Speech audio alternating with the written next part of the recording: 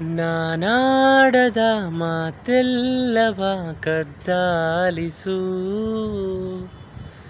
ಆದರೂ ನೀ ಹೇಳದೆ ಒದ್ದಾಡಿಸು.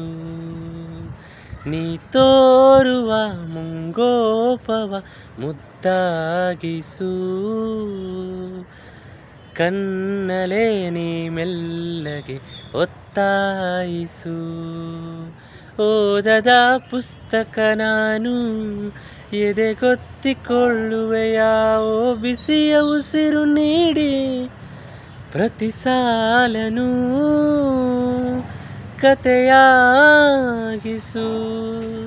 ನಾನಾಡದ ಮಾತೆಲ್ಲವ ಕದ್ದಾಲಿಸು,